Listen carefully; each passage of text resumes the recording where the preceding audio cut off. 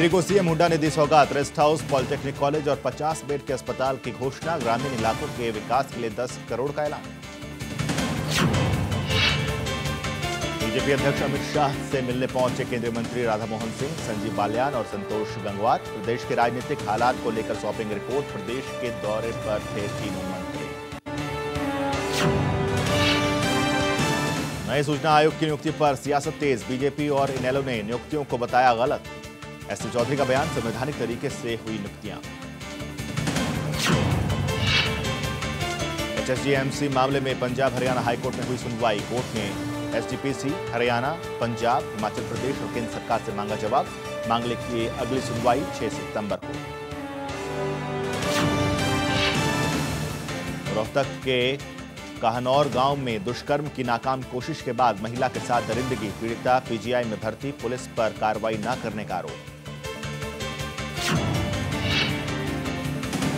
गुड़गांव में मणिपुर के युवक पर हमला। बिहार के युवकों पर मारपीट का आरोप। पुलिस ने एक आरोपी को किया गिरफ्तार। करनाल में शिक्षा का मंदिर बना अखाड़ा। सरकारी स्कूल में महिला प्रिंसिपल और शिक्षिका के बीच आपसी कहासुनी के बाद जमकर हुई तोड़फोड़। मामले की जांच शुरू।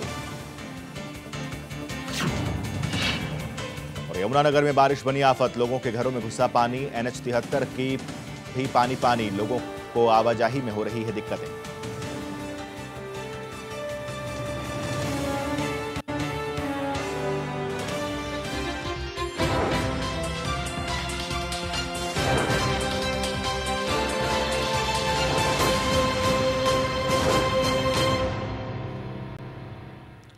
एक बड़ी खबर सामने आ रही है। हरियाणा सरकार का बड़ा फैसला आया है। रेगुलर पॉलिसी को लेकर यह फैसला लिया गया है। 1 महीने का सर्विस ब्रेक होने वाले कर्मचारियों को पक्का किया जाएगा। क्लास 2, 3 और 4 क्लास के कर्मचारियों पर यह फैसला लागू होगा। Computer professional, computer operator, colour के पद हो सकेंगे अब नियमित। यह भी एक अहम फैसला लिया गया है। हरियाणा सरकार का बड़ा फैसला इस वक्त सामने आया है। रेगुलर पॉलिसी को लेकर एक अहम फैसला किया गया है। 1 महीने का सर्विस ब्रेक होने वाले कर्मचारियों को पक्का किया जाएगा। साथ ही साथ क्लास 2, 3 और 4 के कर्मचारियों पर यह फैसला लागू किया जाएगा। उसके साथ साथ computer professional, computer operator, colour के पदों, ये जो पद हैं वो नियमित हो सकेंगे। ये एक अहम फैसला सरकार की तरफ से लिया गया है। तो हरियाणा सरकार लगातार कुछ अहम फैसले ले रही है। उन्हीं अहम फैसलों में ये फैसले भी हैं। रेगुलर पॉलिसी को लेकर एक बड़ा और अहम कदम उठाया गया है। 1 महीने का सर्विस ब्रेक होने वाले कर्मचारियों को पक्का किया जाएगा।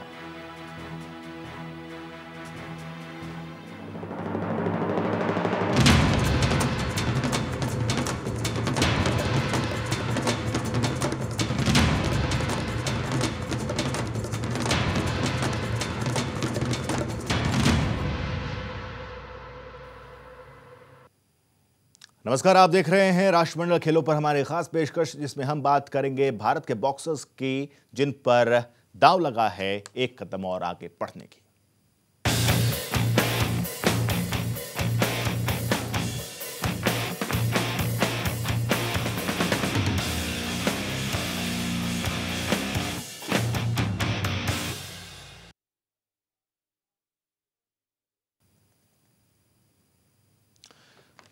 जी हाँ, तो आज खासतौर पर बॉक्सरों की बात होगी और हमारे साथ पूर्व बॉक्सिंग खिलाड़ी देवेंद्र गिल साहब मौजूद हैं। बहुत बहुत स्वागत है आपका। लेकिन इससे पहले कि आज के मुकाबलों पर चर्चा करें, एक रिपोर्ट से आपको रूबरू कराते हैं। बॉक्सिंग मुकाबले में आज भारत के मेडल बॉय का सामना नामीबिया के खिलाड़ी से होगा। इस जीत के बाद विजेंद्र सीधे क्वार्टर फाइनल में पहुंच जाएंगे। भारतीय मुक्केबाज विजेंद्र का विजयी आगाज। पहले मुकाबले में दर्ज की शानदार जीत। मेडल के लिए तैयार है मेडल बॉय।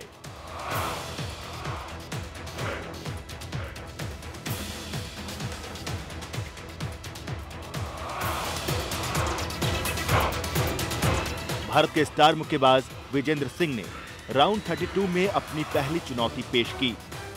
विजेंद्र ने अपने पहले मुकाबले में किरीबाती के एंड्रियो कोमेटा को 3-0 से हराकर प्री क्वार्टर फाइनल में जगह पक्की कर ली। विजेंद्र ने अपने पहले मुकाबले के पहले राउंड में 30 पॉइंट हासिल किए तो उनके विरोधी एंड्रू कोमेटा ने 27 पॉइंट। दूसरे राउंड में विजेंद्र का दबदबा फिर कायम रहा और उन्होंने 30 पॉइंट लिए और उनके विरोधी सिर्फ 25 पॉइंट ही ले पाए।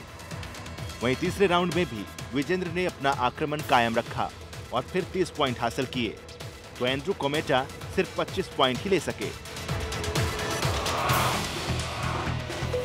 और इस तरह विजेंद्र ने एंड्रू कोमेटा को 75 किलोग्राम भार वर्ग में हराकर प्री क्वार्टर फाइनल में जगह पक्की कर ली।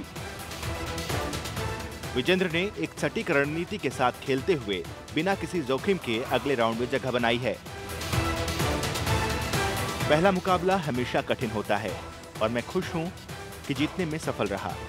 मुझे अच्छे परिणाम मिलने का भरोसा है और मैं कदम दर कदम आगे बढ़ने की योजना पर काम कर रहा हूं। मैं स्वर्ण पदक जीतने के लिए अपना सर्वश्रेष्ठ प्रदर्शन करने की कोशिश करूंगा। मेरे पास कांस्य और रजत पदक पहले से हैं, इसलिए मैं इस बार फाइनल में पहुंचने और जीतने को लेकर भरोसेमंद हूं। विजेंद्र अपने पहले बाउट में जीत हासिल करने के बाद तैयार हैं अब अपनी एक और चुनौती के लिए, जहां उनका मुकाबला नामीबिया के मुजांडे कसातू से होगा। अब देखना दिलचस्प होगा कि विजेंद्र प्री क्वार्टर फाइनल मुकाबले में कैसा प्रदर्शन करते हैं, क्योंकि उनकी जीत पर पूरे देश की नजरें हैं। जी, मेडल बॉय से उम्मीद है कि वो मेडल लेकर आएंगे। देवेंद्र गिल साहब, पूर्व अंतर्राष्ट्रीय मुक्केबाज, हमारे साथ मौजूद हैं। देवेंद्र गिल साहब, आप क्या कहना चाहेंगे जिस तरह से विजेंद्र का आज ये मुकाबला है? इसमें कोई दो राय नहीं है कि विजेंद्र इंडिया का बेस्ट बॉक्सर है और वर्ल्ड में भी उसका नाम है। उसका खेलने की टेक्निक इतनी अच्छी है, उसके लंबे हाथ हैं और सबसे बड़ी बात है उस जितना एक्सपीरियंस किसी भी प्लेयर के पास नहीं है। बॉक्सिंग में उसने इतना अच्छा मुकाम हासिल किया और बॉक्सिंग, हरियाणा की बॉक्सिंग को इतने इस लेवल तक लेके आया है कि जिसका कोई मुकाबला ही नहीं है। और मैं ये मानता हूँ कि वो 100% गोल्ड ही लेके आएगा ये।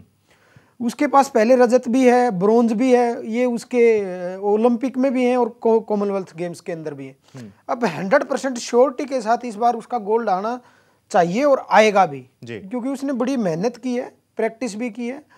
लोग कहते हैं कि वो फिल्मों में काम करने की वजह से प्रैक्टिस नहीं कर रहा, लेकिन उसने गेम अलग रखा है, अपना काम अलग रखा है।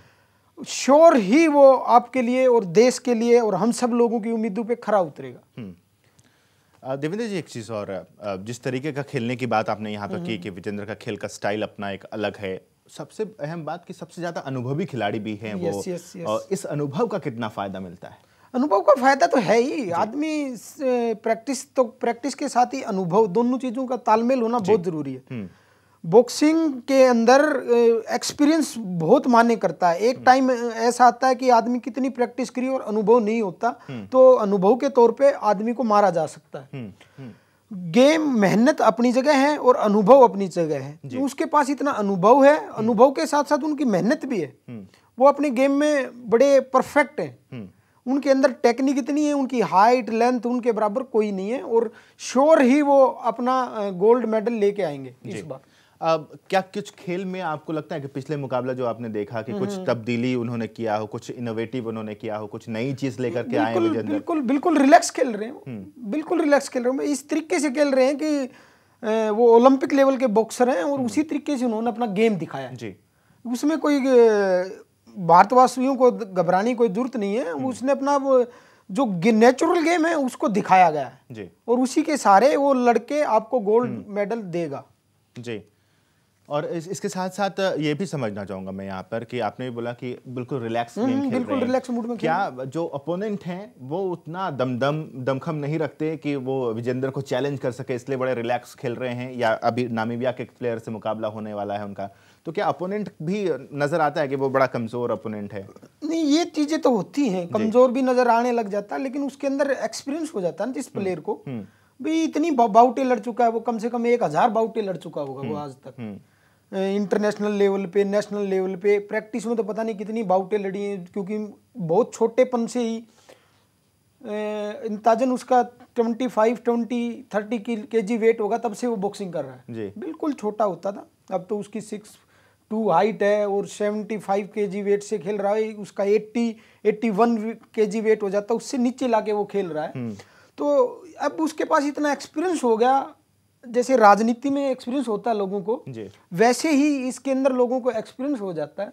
वो अब ये इतना मतलब इस लेवल का प्लेयर हो चुका है कि आम आदमी को हराना इसके लिए मुश्किल है। अगर एक लक ही खराब हो वो अलग बात है, वरना इसको हराना कॉमनवेल्थ गेम्स में बहुत ही मुश्किल है। जी, पिछले मुकाबले में हमने भी देखा कि फीट का जो मूवमेंट था वो बड़ा जबरदस्त हो रहा था विजेंद्र का, लग रहा था कि बिल्कुल अभी भी प्रैक्टिस से आए हैं और पूरे लय में बिल्कुल नजर आ रहे थे। नेचुरल उसकी बॉडी के अंदर इतना टैलेंट हो चुका है कि वो उसके मतलब नस नस में ही बॉक्सिंग है। तो अगले की उम्मीदें हैं और उस उम्मीदों पे पूरा उतरेगा। इसमें देश के लिए एक गोल्ड पक्का है ही, मान के चलो आप। जी, ऐसे में विजेंद्र से जुड़े एक दो बातें और भी कही जा रही हैं कि इस बार अपने खेल में भी कुछ बदलाव किया है, इस बार थोड़ा और ज्यादा अटैकिंग वो नजर आ रहे हैं, और एक जो खास बात होती है कि अटैक करके थोड़ा सा अपने आप को पीछे ले लेना ताकि विरोधी के अटैक से खुद को बचाया जा सके।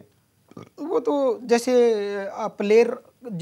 जो प्लेयर इसको आगे अटैक वाला मिल जाएगा, जो एक डिफेंस के मूड में नहीं हो, अटैक पे ज्यादा चल रहा हो, तो उस टाइम बॉक्सर को ये हर तरह का गेम खेल लेता है, खुद अटैक भी कर सकता है और डिफेंस भी कर लेता है। तो दोनों ही गेम में परफेक्ट है और आज इसके पास इतना एक्सपीरियंस है और नाम भी है। उन दोनों का बड़ा अच्छा तालमेल बना हुआ है। ये जो आपने अटैकिंग और डिफेंस दोनों की बात की कि दोनों ही खेल आना चाहिए, कि आप अटैक भी कर सकते हैं, डिफेंस भी आना चाहिए आपको, अब ये कितना जरूरी होता है? और साथ ही साथ जब सामने वाला अटैक कर रहा है तो उसकी कब तक आप वेट करेंगे कि आप काउंटर अटैक करें उस पर? नहीं, कई बार क्या होता है कि एक प्लेयर जो बिल्कुल ही अग्रेसिव होता है, उसका काम है अटैक अटैक अटैक, और कई ज्यादातर प्लेयर होते हैं कि वो डिफेंस वो अटैक नहीं कर पाते। विजेंद्र के अंदर दोनों का तालमेल है जी, वो अटैक भी कर सकता है और डिफेंस भी ले सकता है।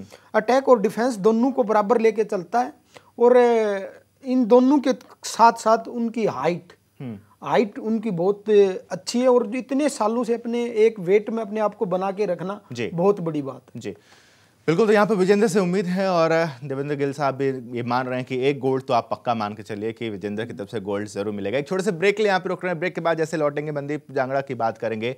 वो भी एक उभरते हुए खिलाड़ी हैं और उनसे भी उम्मीदें बहुत ज़्यादा है। उनकी तैयारियाँ क्या है, खामी क्या है, कमजोरी क्या है, सब जानने के लिए हमारे साथ खास मेहमान है। छोटे से ब्रेक ले रुक रहे हैं।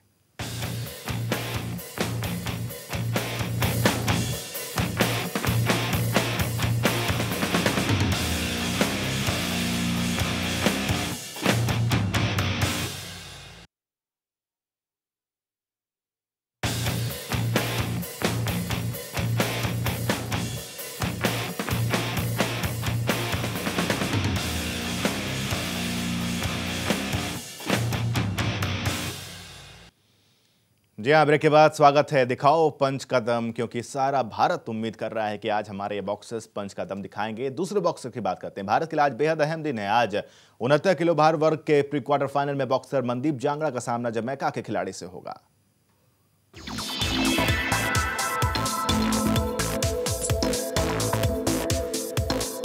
राष्ट्रमंडल खेलों में हरियाणा के पंच का दम देखने को मिल रहा है और इस पंच के दम को और जोरदार बनाने की जिम्मेदारी है सिरसा के मुक्केबाज मनदीप जांगड़ा पर। मनदीप इस राष्ट्रमंडल खेल में अपने पहले पड़ाव को पार कर चुके हैं, जहां उन्होंने मोजाम्बिक के ऑगस्टो मैथ्यूल पर एक आक्रामक जीत हासिल की। हालांकि उन्हें चुनौती भी अच्छी मिली। अपने मुकाबले के पहले राउंड में जहां मनदीप ने 30 पॉइंट हासिल किए तो उनके प्रतिद्वंदी ऑगस्टो मैथ्यूल ने 27 अंक हासिल किए। दूसरे राउंड में मनदीप ने 29 अंक हासिल किए तो कड़ी चुनौती देते हुए ऑगस्टो ने 28 पॉइंट लिए। तो तीसरे राउंड में मनदीप ने 30 अंक हासिल किए तो ऑगस्टो ने 27 अंक हासिल किए और इस मुकाबले को जीत लिया। अब मनदीप का अगला मुकाबला प्री क्वार्टर फाइनल में जमैका के कास्टना डेविस से होगा। आइए मनदीप की ताकत और कमजोरी को जानते हैं। ताकत नंबर 1, वो एक आक्रामक खिलाड़ी हैं। ताकत नंबर 2, फीट मूवमेंट काफी अच्छी है। ताकत नंबर 3, अटैक के बाद विरोधी से दूर हो जाते हैं, जिससे विरोधी को अटैक करने का मौका कम मिलता है। कमजोरी, अनुभव की कमी। अब देखना होगा कि इस मुकाबले में मनदीप का प्रदर्शन कैसा रहता है और क्या वो क्वार्टर फाइनल में अपनी जगह बनाकर भारत के लिए पदक की आस को बनाए रखते हैं या नहीं। Sports desk, focus Haryana.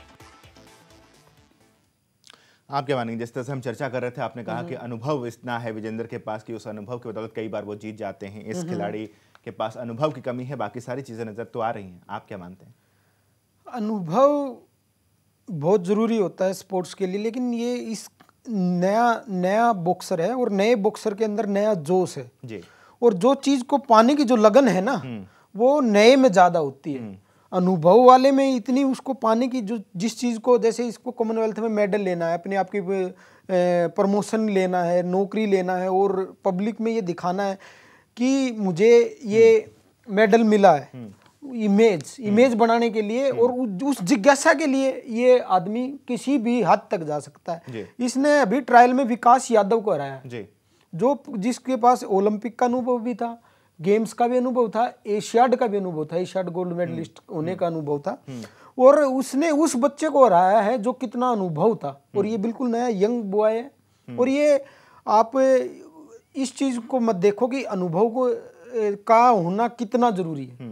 अनुभव भी जरूरी है, लेकिन अनुभव नहीं है तो इसको जोश इसके अंदर इतना जिस चीज को पाने के लिए वो जरूर ही आपको सफलता दिलाएगा भारत को जी। ऐसे में अगर इसके गेम की शैली को अगर हम देखते हैं तो लोग ये कहते हैं कि जो चीजें एक बॉक्सर में चाहिए, एग्रेशन चाहिए, फिट मूवमेंट चाहिए और जो दिमाग से जो खेलता है वो रिंग पर नजर आती हैं चीजें। हाँ है, यंग है और टैलेंट है, पंच को रोकने की इसमें क्षमता है, पंच खाने, एक बॉक्सर मारने के साथ साथ खाने की भी ताकत होनी चाहिए इसमें, वो हर चीज का कॉम्बिनेशन है जी। और डिफेंस भी अच्छा है, अटैक भी अच्छा, मूवमेंट भी अच्छी है। आपने पिछली बाउट में देखा भी होगा कैसे अटैक ले रहा था, बराबर की बाउट दी अगले लड़के ने, लेकिन उसको कितने अच्छे तरीके से इसने जीत के दिखाया। हमें ये नहीं देखना चाहिए कि ये लड़का नया है और नया ही कुछ और अच्छा करने की कोशिश कर रहा है। और भारतीय टीम बड़ी अच्छी है इस बार जी। इंडियन बॉक्सिंग जो खिलाड़ी हमेशा से, जिसका एक कह सकते हैं कि शुरुआती दौर से ही वो एक एग्रेसिव खिलाड़ी रहता है, जैसे कि मनदीप के बारे में कहा जाता है कि एक नेचुरल एग्रेसिव प्लेयर ही है ये। क्या डिफेंस में किसी तरह की कोई दिक्कत आती है जब आपकी आदत ही है कि आप एक aggressive player? Aggressive player attack लेता है, अटैक के साथ डिफेंस उसके हाथ होते हैं, मूवमेंट होते हैं, वहीं से अपने पंच को बचा लेता है वो। और इसके अंदर ये बैक स्टेप भी ले लेता है, फुटवर्क भी करता है, मूवमेंट भी करता है। और सबसे बड़ी बात है कि इसको कुछ पाने की जिज्ञासा। इसके कोच हैं अखिल कुमार, उनका ये स्टूडेंट है और ये अच्छा करेगा। उसने देखे बाउट देखे और पीछे यंग यूथ में भी बड़ा अच्छा किया इस लड़के ने। आपने अखिल का नाम लिया तो अखिल से हमारी बातचीत भी हो रही थी, तो कुछ कमियां हम पूछ रहे थे तो उन्होंने कहा कि सिर्फ इस बच्चे में अनुभव की कमी है और कोई कमी नहीं है। एक जो खास बात उन्होंने बताया कि जब ये अटैक करता है तो तुरंत वापस भाग जाता है। अच्छा। कि वो जो अपोनेंट है वो पहुंच ना पाए, उसको फिर अपनी रणनीति तैयार करने पड़े। तो ये एक दिमागी खेल भी खेलते हैं। यस नहीं, बड़ा अच्छा है। और सबसे बड़ी बात है कि इस लड़के के साथ इसका लक इसके साथ है। आप किसी सीनियर प्लेयर को, इतने अच्छे प्लेयर को आप इंडिया में हरा के आप जा रहे हो, तो लक इस बार मनदीप के साथ है। कुछ आप कहना चाहेंगे कि पिछले गेम को देख करके आपको एक बॉक्सर खिलाड़ी होने के नाते कुछ लगा हो कि यहाँ पर थोड़ी सी कमी नजर आ रही है? मुझे कमी हर गेम में अलग तरह की स्ट्रेटजी अपनानी पड़ती है। कई बार क्या होता है कि दूसरा बॉक्सर भी अटैक वाला मिल जाता है और ये खुद अटैक वाला अग्रेसिव है, लेकिन उस टाइम कोच ही रणनीति बनाएगा। कोच के हाथ में होता है। मैं यहाँ से उसको कोई बताऊंगा तो उसको पता नहीं चलेगा, कोच ही उसको बताएगा। बॉक्सिंग ताकत का भी गेम है, दिमाग का भी गेम है, लक का भी गेम है। अगर आपका लक भी काम नहीं करता है तो आप लूज कर सकते हो जी। इन तीनों का कॉम्बिनेशन होता है। बिल्कुल। तो आज उम्मीदें बहुत ज़्यादा हैं कि हरियाणा के खास तौर पे ये दोनों खिलाड़ी पदक ज़रूर कि उस रास्ते पर और थोड़ा आगे ज़रूर बढ़ जाएंगे जहां पर हम गोल्ड मेडल की और उम्मीद करेंगे। बहुत बहुत शुक्रिया आपका, आप स्टूडियो में आया और हमारे तमाम मेहमानों को, हमारे तमाम दर्शकों को ये बताया कि आखिर खेल के तरीके क्या होते हैं और कहाँ कहाँ ये दोनों खिलाड़ी जो हैं वो परफेक्ट नजर आ रहे हैं। तो इस पेशकश में अभी के लिए बस इतना ही, लेकिन अब सीधे हम चलेंगे नारायणगढ़ जहाँ पर मुख्यमंत्री भूपेंद्र सिंह हुड्डा लोगों को संबोधित कर रहे हैं। और हमारी सरकार ने हम कितना खर्च कर चुके, 570 करोड़ और 81 लाख हो ही रहा है। ये आपके सामने ये सरकारी आंकड़े हैं। तो मेरे समझ में नहीं आता उन्होंने पहले क्या अंबाला में किया, क्या नारायणगढ़ में किया, और प्रत्यक्ष को प्रमाण की जरूरत भी नहीं होती। सब मेरे भाई गांव से भी आए हैं, शहर में भी, यहाँ से भी हैं, सबको मालूम है कि कोई उनकी गली कच्ची नहीं रही और बहुत तेजी से हुआ, हर गांव में विकास हुआ। सब अपने दिल पे हाथ रख के पूछ सकते। इसके अलावा 9 साल में हमने हर वर्ग की हित की नीति बनाई। मैं किसान का बेटा हूं, पहले किसान की बात करता हूं। मेरे कुछ सवाल भी हैं। आपने 9 साल के कार्यकाल में हमने किसान का जो ब्याज था, यूपीए सरकार ने सोनिया गांधी के नेतृत्व में हरियाणा के 7,15,000 किसानों का 2,136 करोड़ रुपया कर्जा माफ किया। हरियाणा सरकार ने भी कोऑपरेटिव बैंक का 550 करोड़ ब्याज और कर्जा किसानों का माफ किया। बिजली के 1600 करोड़ बिजली के बिल माफ किए और बिजली का रेट आज 10 पैसे प्रति यूनिट है। और गन्ने का भाव आज पूरे देश में सबसे ज्यादा गन्ने का भाव। आपको याद होगा, अब तक मेरे को मिले थे वो सरदार जी भी, जिस प्रकार से हमारे से पुरानी सरकार ने, जब आप केवल ये मांगने जा रहे थे कि जो हमने गन्ना मिल में दिया उसकी पेमेंट हो जाए, तो यहाँ लाठी चार्ज किया गया, आपके ऊपर मुकदमे बनाए गए और जेल में ठोके गए। आज कोई भी किसान मेरे को ये कह दे कि मेरा बिल बकाया है, 24 घंटे में उसका बिल मिलेगा। ये आपके सामने है गन्ने का। और जो बकाया बिल थे जो पिछली सरकार छोड़ के गई, वो हमने दिलवाए और मुकदमे वापस करवाए। और आज हिंदुस्तान में सबसे ज्यादा गन्ने का भाव अगर है तो हरियाणा में 301। अगर पड़ोस में आप देख लो क्या भाव है यूपी में, आपके सामने है। इसी प्रकार से बिजली का मैंने बताया। इसके अलावा 2 और कानून हमने बनाए अपने प्रदेश में, क्योंकि किसान जब खेत में जाता है, किसान हो मजदूर हो, तो कई दफा गैर कुदरती मौत हो जाती है उसके खेत में काम करते वक्त। कई बार सांप काट जाता है, कीड़ा काट जाता है, या कोई भी हार्ट अटैक हो जाए, कुछ भी हो जाता है, गैर कुदरती मौत हो जाती है उसकी, तो उसको कोई पूछता नहीं था। हमने फैसला किया है कि हरियाणा में किसी भी किसान की या मजदूर की खेत में अगर गैर कुदरती मौत हो गई तो 5 लाख रुपया मुआवजा हरियाणा सरकार देगी उसको, क्योंकि उसको कोई पीछे देखने वाला। इसी प्रकार से जो मेरे भाई पशु पालते हैं, पशुपालक, उनके लिए भी नीति बनाई है हमने। कोई भी अगर किसी का दुधारू पशु मर जाता है बीमारी से और रजिस्ट्रेशन करा रखी है उसने, तो उनको भी 20,000 से लेकर 50,000 तक का हम मुआवजा देते हैं। कई दफा फ्लड आ जाता है और पूरे किसान का फसल बर्बाद हो जाती है, तो हरियाणा जो है 10,000 रुपये प्रति एकड़ उसको मुआवजा देती है। पंजाब में पड़ोस में देख लो 5500 रुपये मिलता है, तो पूरे देश में सबसे ज्यादा है। आप इस बात को देख रहे हैं। इसके अलावा जो हमने किया, जो बैंक से आप लोन लेते थे, जमीन गिरवी रखते थे तो भारी स्टाम्प लगता था, वो हमने उसको खत्म किया। इसके अलावा एक और कानून जो ओम प्रकाश चौटाला की सरकार ने बनाया था, जो हमारी संस्कृति के विरुद्ध था, जो परिवार तोड़ने का काम कर रहे थे, क्या किया उन्होंने? पहले नहीं था, उन्हें एक नया कानून बना दिया।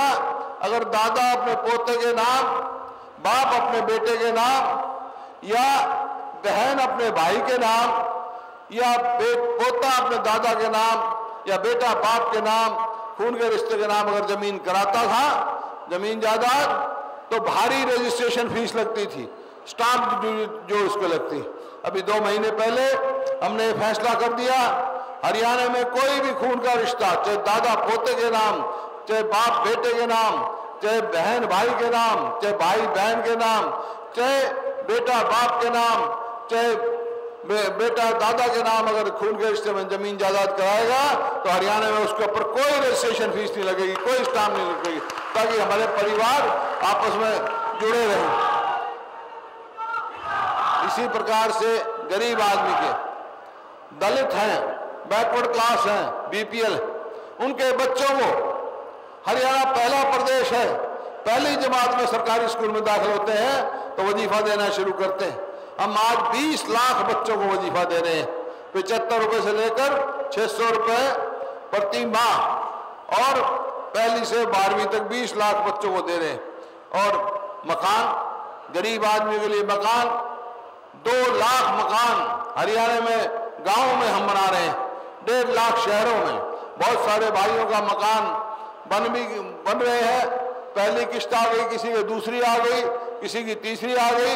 हमने फिर भी कहा कि हमने बजट रख रखा है कि भाई अगर कोई रह गया हो तो फिर से इनको देखें, और जो जिसका मकान गरीब आदमी है, कि हमारा ये लक्ष्य है कि कोई भी गरीब आदमी बगैर छत के नहीं रहना चाहिए इस हरियाणा में, तो हम पूरा करने के लिए इसी प्रकार से आपका 2.5 करोड़ हमारी जनसंख्या है हरियाणा प्रदेश की।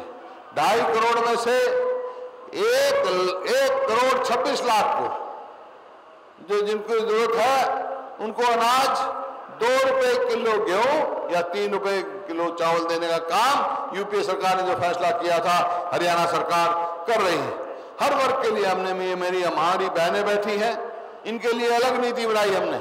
एक दिन मैं एक गांव में गया, वहां मेरी एक बहन ने कहा कि भाई रक्षाबंधन का त्यौहार आने वाला है 2 दिन के बाद, मैंने अपने भाई के राखी बांधनी। मैं कहा बहुत अच्छी बात है, ये तो पावन रिश्ता है भाई, इसमें सरकार या मैं क्या करूंगा। वो कह लगी मैं चली तो जाऊं लेकिन मेरा घर वाला जो है किराया नहीं देता। मैं क्यों? बोला वो कहता है किराया तो तेरा 200 लगेगा और राखी बांधने के 100 रुपए लगेंगे, घाटा हो जाएगा 100 रुपए का। मेरे दिल में एक खटका। मैं चंडीगढ़ गया, उसी दिन में सारे ऑफिसर बुलाए और मैंने फैसला कर दिया, जब तक भूपेंद्र सिंह हुड्डा इस प्रदेश का मुख्यमंत्री है, कोई बहन अपने भाई के घर अगर पहुंची बांधने जाएगी राखी, भाई बात सुना, बीच में ताली रहने दो, नारे रहने दो, बात सुना करो, नारे बहुत सुन लिए, तुम बैठ के आराम से सुनो। कोई बहन अगर अपने भाई के राखी बांधने जाएगी तो भाई रक्षाबंधन वाले दिन उस बहन का और उसके बच्चों का किराया हरियाणा रोड में नहीं लगेगा, जाएगी या रिश्ता आएगी। इस प्रकार से हर वर्ग के लिए। ये मेरे बुजुर्ग बैठे हैं, 1999 में ओम प्रकाश चौटाला मुख्यमंत्री बने और 2005 तक रहे। 200 पेंशन थी, 200 ही छोड़ गया, 300 भी हमने दी, और आज कितना पेंशन मिलती है? 1000 रुपया। तो हर वर्ग के लिए हमने किया काम। लेकिन जब चुनाव का नतीजा आया पार्लियामेंट का तो मैं हैरान था। तो मैंने देखा कि हरियाणा में केवल 1 सीट आई। मैंने कारण टटोलने की कोशिश की, कारण क्या हुआ ऐसा। तो ये केवल हरियाणा में नहीं, पूरे उत्तर भारत में ऐसा हुआ। और जब कारण टटोला तो एक ही उसमें निकला कारण, क्योंकि वहां जो जिस पार्टी की सरकार बनी है भारतीय जनता पार्टी की, लोगों ने उसकी नीति पर वोट नहीं दी, नीति नहीं देखी। अगर नीति देखते तो सबको मालूम है कि भारतीय जनता पार्टी कभी भी किसान, मजदूर और गरीब आदमी की हितैषी कभी हो नहीं सकती है, ये नीतिगत तौर पे कभी नहीं हो सकती, सबको मालूम। लेकिन क्यों फिर ऐसा हुआ? एक ही कारण निकला कि पूरे देश में एक माहौल पार्टी की नहीं, एक व्यक्ति विशेष के हित में बनाया गया और ऐसा दर्शाया गया कि ये अगर व्यक्ति बन गया, कुर्सी पर बैठ गया, तो उसके हाथ में जादू की छड़ी है, सारी समस्याओं का हल बैठते ही कर देगा, महंगाई खत्म कर देगा, किसान को उचित भाव दे देगा, डीजल सस्ता कर देगा, हर चीज के लिए सारे काम हो जाएंगे। लेकिन हुआ क्या? 2 महीने हो गए सरकार बने। 2 महीने को बहुत ज्यादा लंबा समय नहीं होता किसी भी सरकार का कहने के लिए, लेकिन भाई 2 महीने में, जैसा भाई अशोक तंवर जी कह रहे थे, पालने के पूत के पैर पालने में दिख जाते हैं। क्या किस दिशा में सरकार जा रही है, क्या कर रही है, क्या नीयत है इसकी, क्या नीति है, 2 महीने में पता लग गया। क्यों बनते सबसे पहले फैसला क्या किया? डीजल का भाव बढ़ा दिया, जिसका मतलब किराए भी बढ़ेंगे, जिसका मतलब किसान के ऊपर खाद भी बढ़ेगा, किसान और मजदूर के ऊपर मार भी पड़ेगी। डीजल का भाव बढ़ा दिया, फिर रेल का भाड़ा बढ़ा दिया 14%, जो देश आजाद होने से लेकर अब तक नहीं बढ़ा। फिर बिजली, ये आपकी चीनी महंगी कर दी। ये इस प्रकार से है। और जो भाई गैस का इस्तेमाल करते हैं, 1 सिलेंडर पर 10 रुपए प्रति माह बढ़ेगा, ये फैसला करके फाइल बंद कर दी। जिस दिन चुनाव की वोट हो जाएगी अगले दिन लागू कर देंगे। तो ये आपके सामने है। तो ना तो महंगाई कंट्रोल की, और आप देख रहे हैं किसान को जो मिलेगा टमाटर का 2 रुपए 5 रुपए भाव, और आज 100 रुपये भाव है। किसान जो मेहनत करता है उसको कुछ नहीं, इस तरह प्याज का ये है, आलू का ये है। क्या कर रहे हैं भाई? जो वादे किए थे कहाँ गए? अच्छे दिन कहाँ गए? ये तो महंगे दिन आ गए। तो ये दिख गया इनका। तो इसी का मतलब ठीक कहा है प्रोफेसर वीरेंद्र ने। एक जब हम जा रहे हैं 1.5 महीने से 40वीं या 42वीं आज ये जनसभा है, तो मैं एक राजनीतिक परिवार में पैदा हुआ हूं। मेरे दादा भी राजनीति में थे, मेरे पिताजी भी अंग्रेजों से भी लड़े और राजनीति में लंबे समय तक रहे, मैं भी और मेरा पुत्र भी। भाई बचपन से यही देखा। बचपन से क्या किया हमने? राजनीति की है लोगों के हित की, लोगों के दिल की भावना पढ़ी है, हमने लोगों के चेहरे पहचाने हैं, लोगों की नजरें देखी हैं। तो मैं आज जहां पे भी जा रहा हूं 1.5 महीने से, जिस प्रकार से, जिस जोश से, जिस लगन से और जितने भारी भीड़ उमड़ के आ रही है, जो सहयोग, जो समर्थन हमारे को मिल रहा है, मैं राजनीतिक तंत्र के हिसाब से कह रहा हूं। आज यहाँ कह के जा रहा हूं नारायणगढ़ में कि आने वाले विधानसभा चुनाव में हरियाणा में तीसरी बार कांग्रेस पार्टी की सरकार बनने जा रही।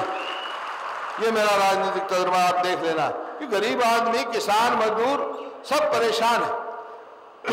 भाई प्रोफेसर वीरेंद्र ने कहा गुजरात मॉडल, ये ठीक कहा है इन्होंने। मैं आज यहाँ से 7 MP तो बीजेपी के हैं। मेरा ये चैलेंज है, कोई भी MP आगे ये कहे कि हरियाणा में गुजरात मॉडल लागू कर दे। इसका मतलब क्या भाई? इसका मतलब है जो मेरे बुजुर्ग की पेंशन 400 हो जाए 1000 से, डीजल 8 रुपए महंगा हो जाए प्रति लीटर, बिजली 10 गुना हो जाए, ये मतलब है इसका। जो गरीब आदमी को वजीफा मिलता है, जो बेटी को, हरिजन की, दलित की बेटी को मैं 1 महीने में जो देता हूँ 250 रुपए, गुजरात में पूरे साल में मिलता है। तो किसका है? कौन सा मॉडल है? आप बताओ। ये मंजूर है आपको मॉडल जो कह रहे हैं? आप क्या नहीं, आप हिम्मत नहीं है उनके कहने की। इसी बात से जहां मैं जा रहा हूं, लोगों की, जैसे मैंने कहा, भावना, उनका मन, उनके चेहरे, उनकी नजरें पढ़ता हूं। हर आदमी ये महसूस कर रहा है, हर वर्ग का अपने आप में ठगा सा महसूस कर रहा है। और इसी वास्ते यही कारण है कि इतना जोश है उससे आ रहा है। हमने हर वर्ग के लिए, मेरे व्यापारी भाई में बैठे हैं, ST 38 फार्म उनका हमने खत्म किया। छोटे दुकानदार के लिए बनाई, कोई ऐसी हादसा हो जाता 5 लाख रुपए तक का मुआवजा रखा। रेडी के लिए, स्कूटर वालों के लिए, फंड लगाते हैं उनके लिए, सबके लिए अलग अलग हमने नीति बनाई। तो मेरा एक सवाल है भाई, ये तो जनसभा हर पार्टी के हो सकते, इसमें आदमी हो। मेरा खुला सवाल है, किसी भाई के पास जवाब हो तो बता दे भाई।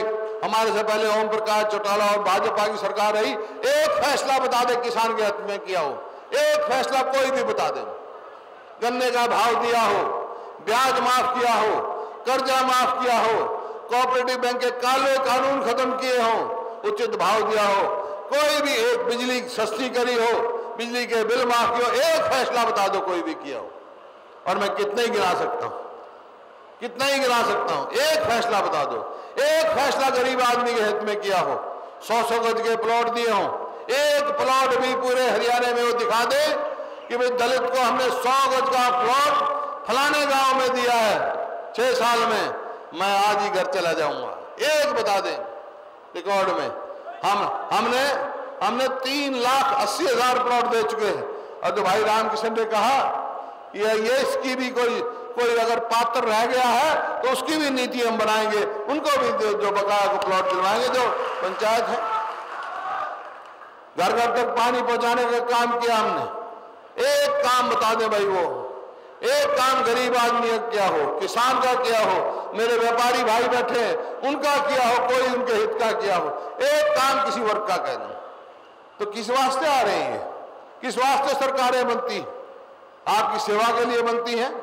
तो मैंने कहा एक भी काम ऐसा उनका नहीं है जो यहाँ कोई बात बता सके हैं। तो मैं आज ये कहने आया हूँ आपसे, यहाँ रामकिशन जी ने बहुत लंबी चौड़ी मांग रखी।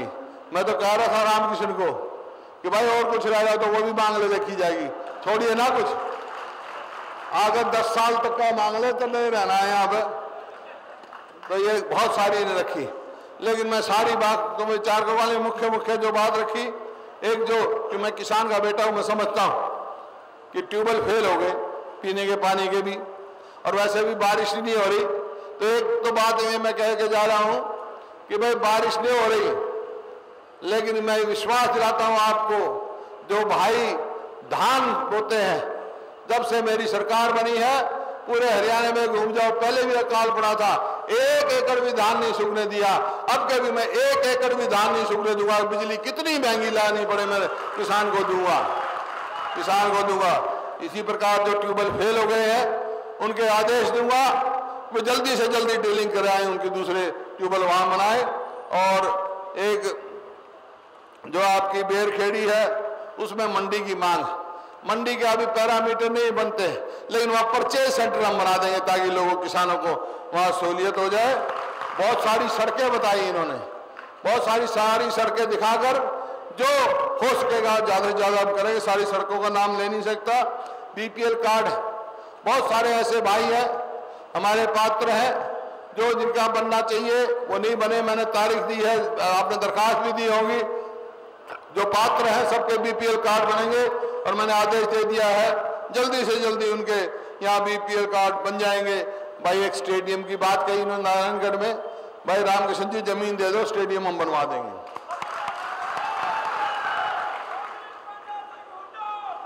और गांव में विकास की बात कही है, भाई ये रामकिशन जो है ना बहुत ईमानदार आदमी है। ये मेरे पास तो अपने काम के सिवाय कोई कहता नहीं, हल्के के विकास के लिए बहुत इसने हमने हर गांव के विकास के लिए पैसा दिया है। लेकिन मैं आज आया हूं तो गांव के विकास के लिए 10 करोड़ रुपया और मैं HRDF से दूंगा नारायण के हल्के के लिए। और इसी प्रकार से नारायणगढ़ जो कमेटी है उसको भी 3 करोड़ रुपया अलग से दूंगा ताकि यहाँ से विकास हो जाए। लेकिन एक समझौता करो मेरे साथ, काम में कमी हम नहीं छोड़ेंगे। एक समझौता करना पड़ेगा आपको, हाथ खड़े करके बता देना अगर मेरी बात मंजूर हो तो। भाई 2009 में रामकिशन यहां से जीता था 8000 वोट से, ठीक है ना।